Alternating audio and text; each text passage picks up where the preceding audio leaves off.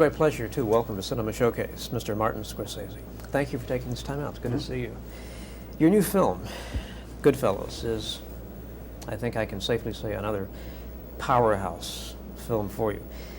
Let me start out, though, by asking the use of narration, of Ray Liotta's narration over this film, gives the movie a tone it otherwise really wouldn't have. It would be curious to see the movie without the narration, to see if it would play as a much darker, bleaker film. I'm assuming, obviously, this was your intent from the very start to depict this as really a black comedy. I don't know if it were a comedy, but the idea was to be as accurate as possible to the lifestyle. And Henry's tone in the book, from which all the voiceover is taken, had that sense of exhilaration, and had that sense of children aspiring to seeing these powerful men in the neighborhood, wanting to be like them.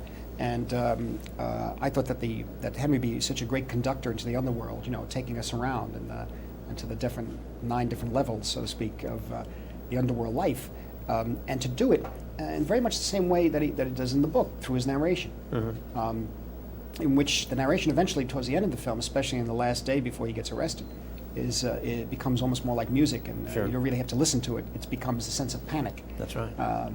It literally is taking the audience, putting his arm around the audience and taking him into this world. And it's very important that it's on that personal level. But most importantly, it has with it the danger of the humor of these characters, and the humor being very, very much something which is attractive, and it's almost glamorous in a way. Because it's important for the audience to be taken through this lifestyle, the way children are, in a way, growing up in that area, in those areas where they're attracted to it because of the what appears to be glamorous. And then, of course, if they get involved after a certain amount of time, there's maybe 6, 7 years, 8 years, they either get into they go to jail, and they start that whole process of going back and forth to jail, or get killed, or get involved with, they have to start paying for it, one way or the other. It's a remarkable process we go through in this film, because we do see that evolution, if you will, of just what you're talking about. Because do we see him at the end of this film 360 degrees away from the beginning. Right. But he still is not repentant. He's not hypocritical in the sense where he says, "Oh, I'm sorry for what I did." He just regrets that he's not that way anymore. That's right. Which says, whatever it says, it says. I think everybody can draw their own conclusions about our society and that type of living, that type of life, and the people in that society. Was it his character that attracted you primarily to the book, or was it the whole milieu of the? Well, I think his take, for whatever we could believe of it, in terms, because anybody, if you have 3 people in a room and something happens to one, there'll be 3 different stories as to how it happened. So, taking that aside, really it was his description of the way the people related to each other, and how incidents would occur, and how if one man did one thing and the woman did this, how it would affect a third person. For example, in the killings towards the end of the film, how he began to realize how easy it was for somebody to be killed just by a word, rather than where I think De Niro tells him at one point, "Bring him here tonight." And then he changes his mind, and then, well, I want to give it away. But it's also arbitrary. A lot of it's very arbitrary, and there's no big dramatic sit-down in a way. Obviously, in any film you make, you have your own vision. If your actors are creative, they have their own visions. At what point does the meeting ground stop and it becomes your vision? Well, I think it's all in the choosing of the people. Because if you choose people who don't have that, who don't understand the lifestyle, who don't understand what you're trying to do, then there will never be that communion that you need with the actors and the story. Everybody has to, from the very beginning, all agree on the movie they're making. Because after a while, as you say, it would have to be a situation where you enforce your will on people, and they'll do it, but they won't understand what they're doing. True. they won't feel comfortable with it, and it'll show. It'll show in the images. Your casting, I think, of Ray Liotta was really an inspired piece of casting. How Ray has been around for several years. Well, the key picture was Something Wild, Jonathan Demme's film, which Ray played this incredible character. Actually, more of a psychotic character, I think, in terms of that film than he is here. Here, he's a regular person. He's not. He's one of the. He's probably the only character in the picture who doesn't kill anybody. It's involved with robberies, but he never kills anyone. He stops there. You know. And so it was. I just thought his range film, would be interesting. I like the expression of his face. Yeah. And I thought that he would be interesting relating to people like old friends like De Niro and Joe Pesci and Lorraine Bracco, and it would be quite a volatile combination to put together. In a few years, it will be, I think, almost 20 years since you first directed Robert De Niro.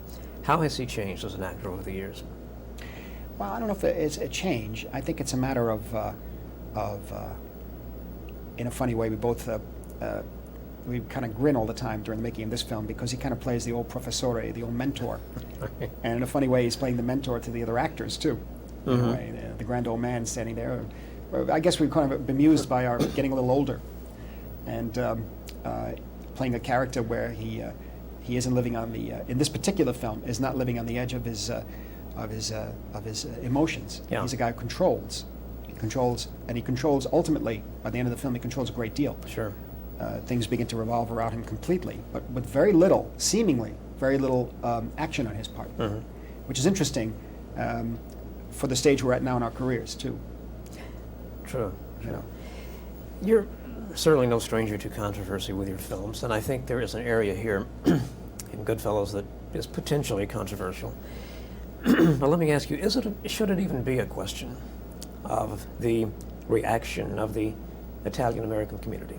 Well, I think that's always very, very important, and it's good to say it here now and at all of these interviews that one has to understand when they see pictures like this and when they hear about this sort of thing, that organized crime is an aspect of is a phenomena in the Italian-American community. It is not the Italian-American community. It's a very, very, very small percentage, and they make themselves known. They make themselves known in those areas, especially when you're living. I grew up in an area that was very, very much enclosed, the east side of Manhattan, Lower East Side, not the west side. The west side Italian-American area had a little more of the outside world to it because it was involved with Greenwich Village. You had painters, you had poets, you had a life going on that was other than Italian-American. But on the east side, there was none of that. It was just Italian-American, and that was it. Different groups of Italians, Neapolitans, Sicilians, and different groups within the Sicilians, too, from different villages. So it became very much of a village mentality, because the structure, the social structure of the village in Sicily, when many of the people from that particular village, let's say Polizzi Generosa, let's say, came from Sicily to Manhattan, they all moved on Elizabeth Street, and they dealt with that village structure. They had somebody who would be a don, whom they dealt with family problems. It wasn't necessarily organized crime, but he would keep the families together. He would make sure people got jobs. It was coming from Sicily, a place like Sicily, 6,000 years of culture, from the Phoenicians all the way up to now Italy, the part of Italy. They don't have much of and I don't blame them, much of having been overrun over the 6,000 years, much of a feeling of responsibility to a government. Exactly. So in a sense, one has to understand this is a small aspect of it, and what we're trying to do here is deal with it as truthfully as possible, unlike any other movie, I hope, that has been made. Well, I think you have done, as I said at the onset, a fascinating job, and my congratulations to you, and thank you for taking this time out. Thank you.